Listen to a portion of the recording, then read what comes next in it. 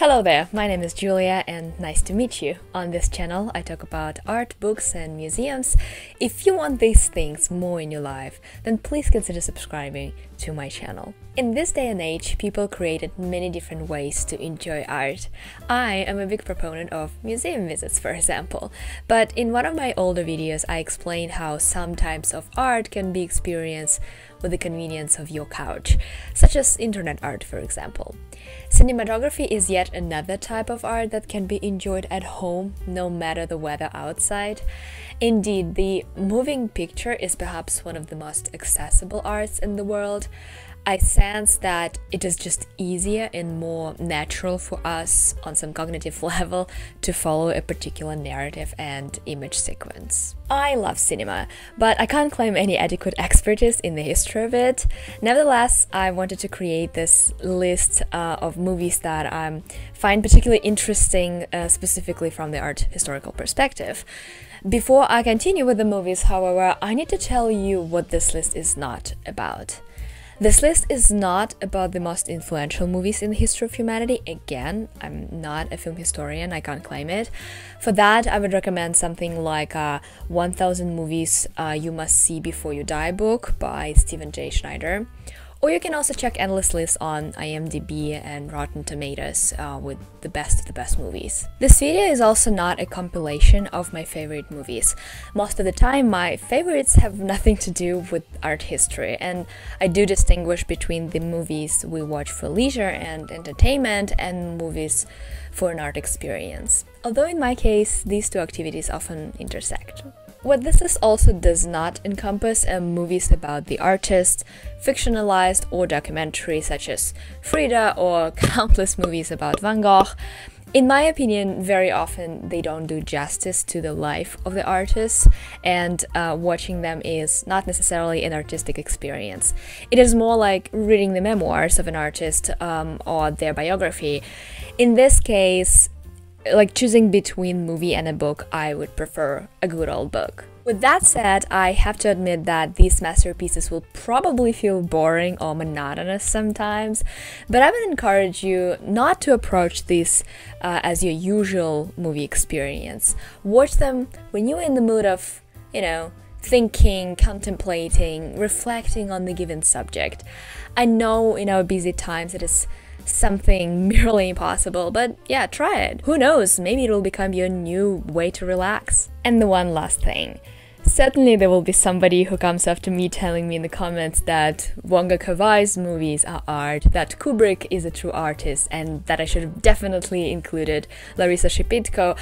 I agree, they are artists. They produce the most striking images of all human history, but this is not the point of this video. I just wanted to emphasize it once again. This compilation is about movies that became art history and movies that tell you about art history. Heck, if you want, we can call it the 7 long-form video artworks for your artsy soul. But I hope you agree that that was a mouthful. So I'll keep it simple. And here we go. 7 movies for your artsy soul. And without further ado, let's begin.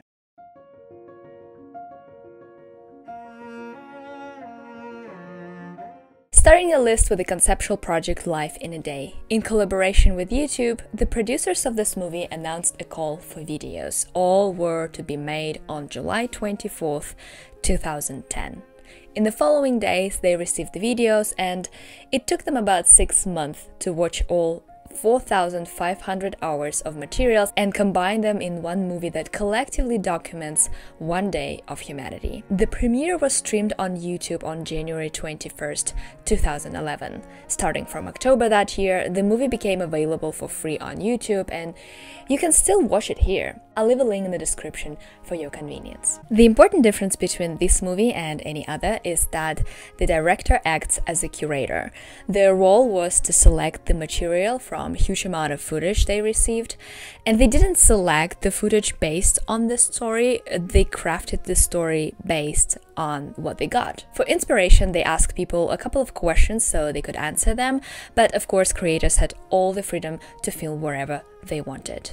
3 questions I'd like you to answer. First of all, one is, what do you fear most in your life today? What do you love? Third one, very simple one. What makes you laugh? According to the director Kevin MacDonald in the interview for Wired, the inspiration for me was a British group from 1930s called the Mass Observation Movement. They asked hundreds of people all over Britain to write diaries recording the details of their lives on one day a month and answer a few simple questions. What do you have on your mantelpiece?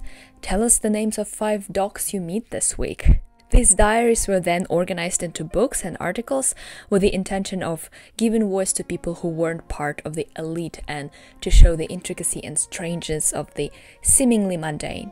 I simply stole the idea. Well, Kevin, I'm recommending your movie in 2023. Let's call it inspiration, not a still. But yes, all jokes aside, the movie indeed can be seen as a curious collection of everyday things.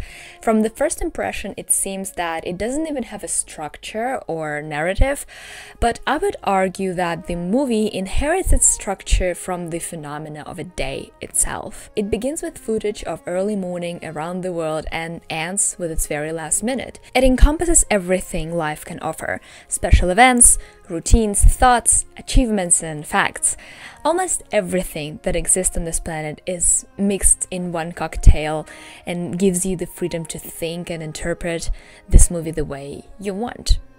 I think this movie also aligns very well with our desire to learn how others live, what others experience, and our never-ending puzzle of what it is like to be those others.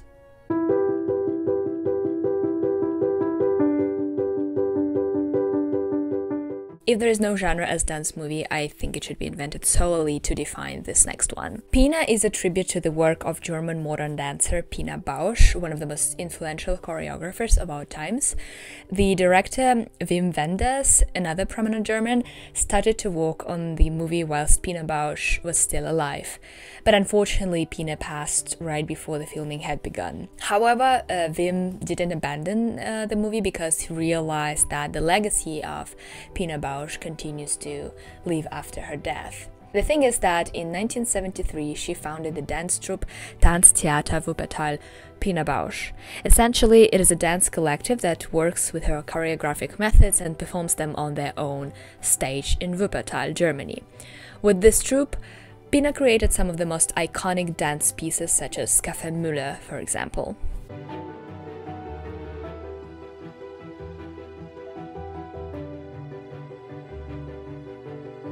If you're interested, you can see the official recordings of the dances on the website of the Pina Bausch Foundation. I'll leave the links in the description. So yes, even after the death of the founder, Tanztheater continues to exist and creates dances with Pina's philosophy in mind. The Wim Wenders movie is yet another way to preserve the elusive nature of performance arts. It is a high-quality cinematographic reproduction of Pina's genius. I specifically enjoyed the selection of environments in which they place the dances. On the street of the city of Wuppertal, for example, where Pina lived and worked. Here, for instance, you can recognize it by the famous suspension railway. Another location is, of course, her theater and all around North Rhine-Westphalia, which is the state, or so-called Bundesland, where Wuppertal is located. So it is really nice that they took into consideration the spatial surroundings in which the dance finds its way. So if the Life in a Day movie inherits all the characteristics of the conceptual artwork and gives time to reflect on that one particular concept, then this movie is a great representation of dance as a separate and, of course, honorable member of the modern art family.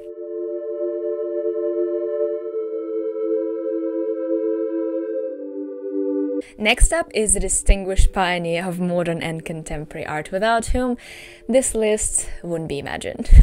We're all familiar with Warhol's repeated silk screens of soup cans and dollars and portraits of idols. We all appreciate his contribution to visual art, pop culture, design, and media production. However, I believe there are two artistic areas in which Warhol was even more innovative, yet still remains overlooked. It is literature and cinematography. By cinematography, I mean not just video art pieces such as Empire State Building, with which you have a wonderful opportunity to stare at the skyscraper in slow motion for 8 hours straight. I'm talking about full-blown movies with the plot, cast, and movie crew.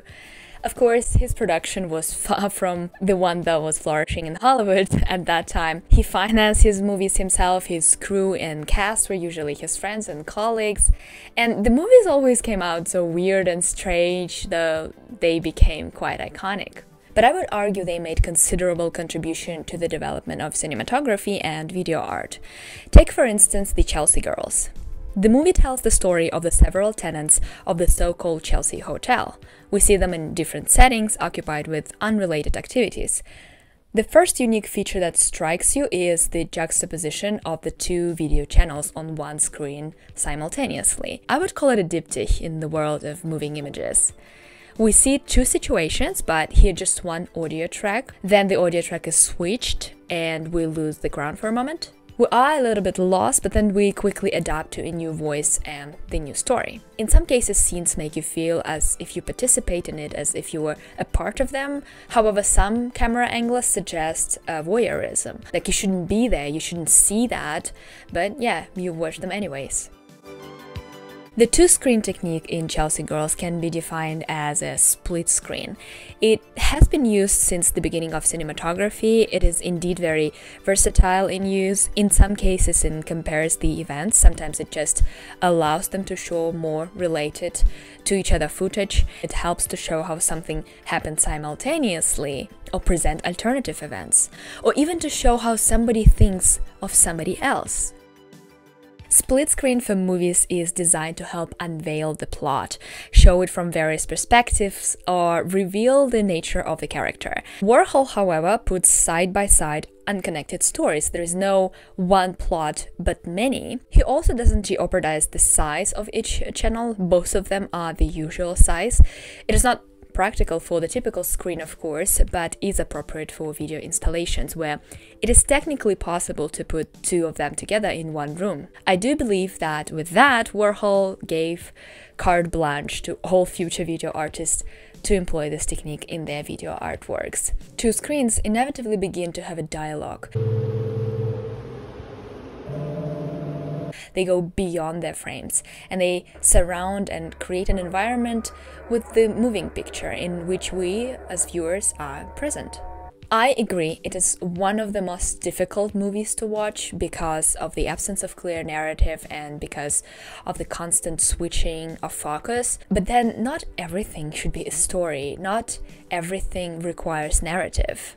So give it a try, and no worries if you find yourself not watching but rather, playing it on the background. That makes the TV screen a piece of art for a moment.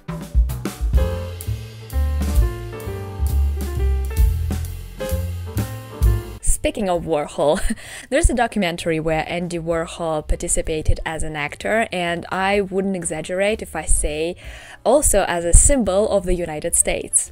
66 Scenes from America is the documentary produced by Danish filmmaker Ian Leth.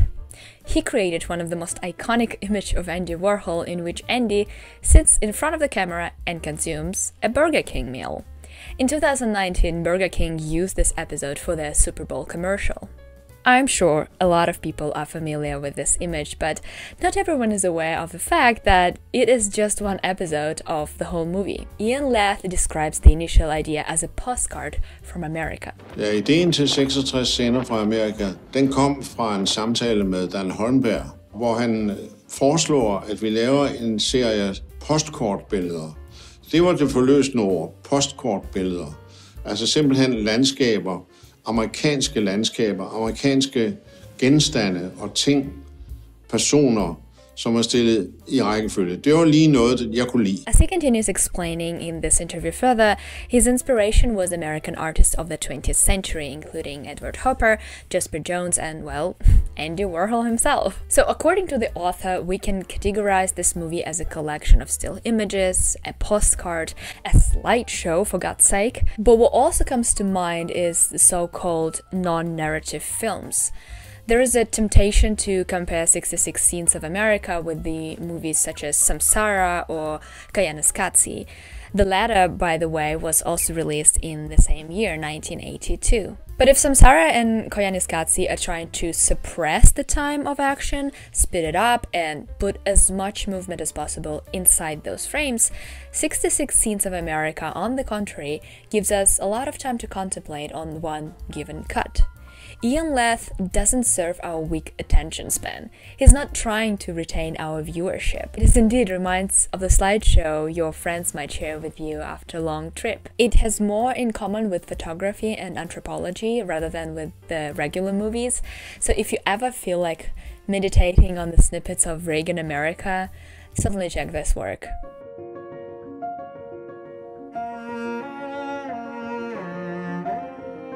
The next movie is a documentary produced by the artist, political activist, and filmmaker Ai Weiwei. Look, I understand if you don't care about contemporary art at all, but I do believe it is worth knowing at least one contemporary artist. And if we were to have just one spot for a living artist to remember in our little brains, I would say we should reserve this spot for Ai Weiwei. His influence goes beyond artistic mastership, and in our globalized, perplexed world, he sometimes acts as some sort of moral compass. His documentary that I'm going to talk about right now is yet another example of that. Human Flow was released in 2017 as part of his exhibition Law of the Journey. The whole project is dedicated to the condition of people with refugee status all over the world. Ai Weiwei began to work on this movie in 2015 during the refugee crisis in Europe. Being a political refugee himself, he decided to give those people a voice, an opportunity to be seen by a broader public. He gave them a more realistic, humane representation in comparison to those that are often given by the media. But he didn't stop in Greece, where he first encountered refugees. Throughout the movie, he takes us to see the lives of refugees in Jordan, Kenya, Pakistan, Macedonia, Thailand, and many other countries.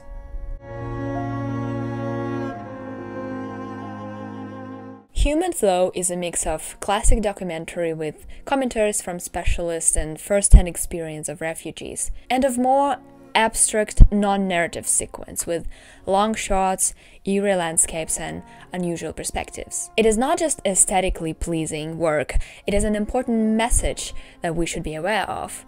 With the political instability inherited from the 20th century, climate crisis, and social inequality, we're facing many challenges, and one of them is our displacement and all the consequences it entails.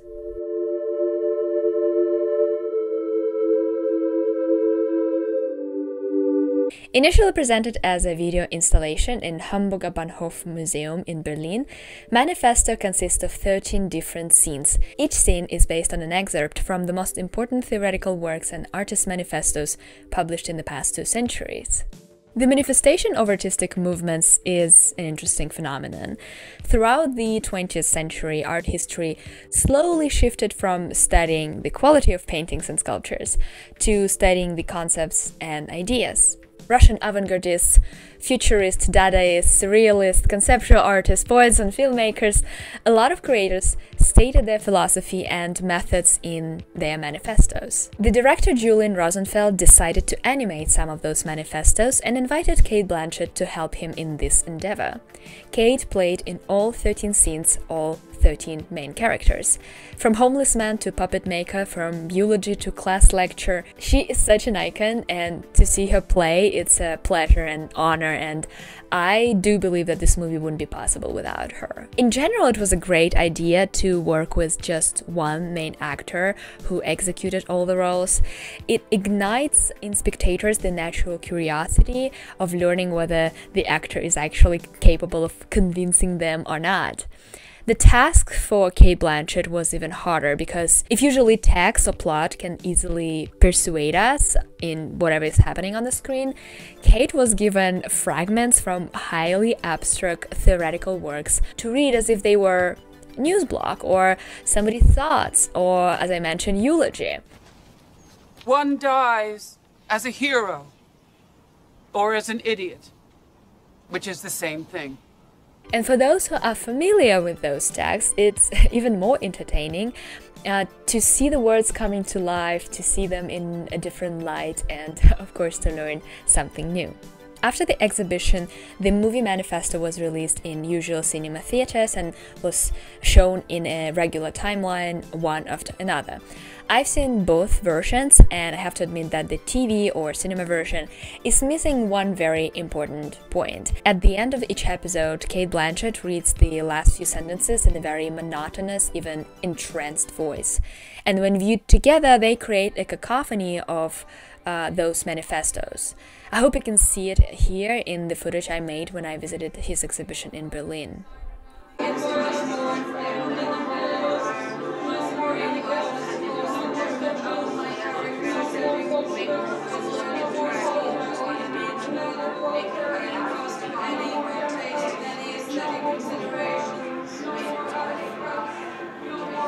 It is such a wonderful intermission between the scenes, so you can go watch the next one in the exhibition hall, or you can, get ready for the next one while watching it on your TV set. But yes, beware that this effect is missing when watching at home. Sometimes this movie travels as a video installation to various museums, so watch out for your local venues. Perhaps one day it will travel to you too.